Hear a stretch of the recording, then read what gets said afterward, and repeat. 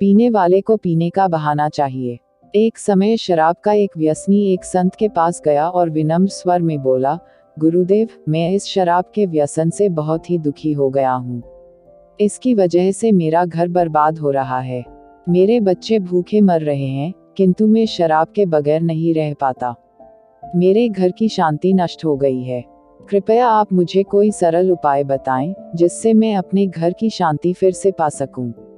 गुरुदेव ने कहा, जब इस व्यसन से तुमको इतना नुकसान होता है, तो तुम इसे छोड़ क्यों नहीं देते? व्यक्ति बोला, पूज्य श्री, मैं शराब को छोड़ना चाहता हूँ, पर यह ही मेरे खून में इस कदर समा गई है कि मुझे छोड़ने का नाम ही नहीं ले रही है। गुरुदेव ने हंसकर कहा, कल तुम फिर आना, मैं तुम्हें बता दूंगा कि शराब कैसे छोड़नी है। दूसरे दिन निश्चित समय पर वह व्यक्ति महात्मा के पास गया। उसे देख महात्मा झट से खड़े हुए और एक खंभे को कसकर पकड़ लिया। जब उस व्यक्ति ने महात्मा को इस दशा में देखा, तो कुछ समय तो वह मौन खड़ा रहा, पर जब काफी देर बाद भी महात्मा जी ने खंभे को नहीं छोड़ा, तो उससे रहा नहीं गया और पूछ बैठा कि गुरुदेव, आपने व्यर्थ इस खंभे को क्यों पकड़ रखा है? गुरुदेव बोले, वत्स, मैंने इस खंभे को नहीं पकड़ा है, यह खंभा मेरे शरीर को पकड़े हुए है। मैं चाहता हूँ कि यह मुझे छोड़ दे, किंतु यह तो मुझे छोड़ ही नहीं रहा है। उस व्यक्ति को अचंभा हुआ।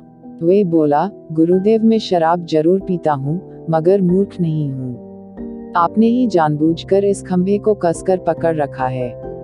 यह तो निर्जीव है, यह आपको क्या पकड़ेगी? यदि आप दृढ़ संकल्प कर लें, तो इसी वक्त इसको छोड़ सकते हैं।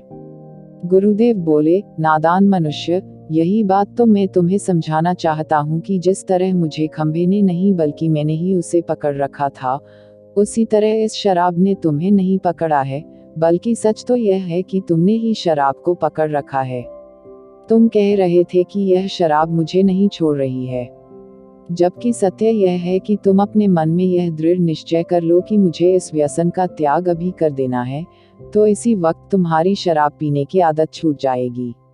शरीर की हर क्रिया मन के द्वारा नियंत्रित होती है और मन में जैसी इच्छा शक्ति प्रबल होती है, वैसा ही कार्य सफल होता है। वह शराबी गुरु के इस अमृत वचनों से इतना प्रभावित हुआ कि उसने उसी वक्त भविष्य में कभी शराब न पीने का दृढ़ संकल्प किया।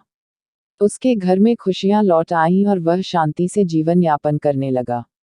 इस तरह हमें शिक्षा मिलती है कि जीवन में कोई भी व्यसन ऐसा नहीं है जिसे एक बार ग्रहण किए जाने के बाद छोड़ा ना जा सके। अगर मनुष्य चाहे तो बड़ी से बड़ी बुराई का त्याग कर सकता है।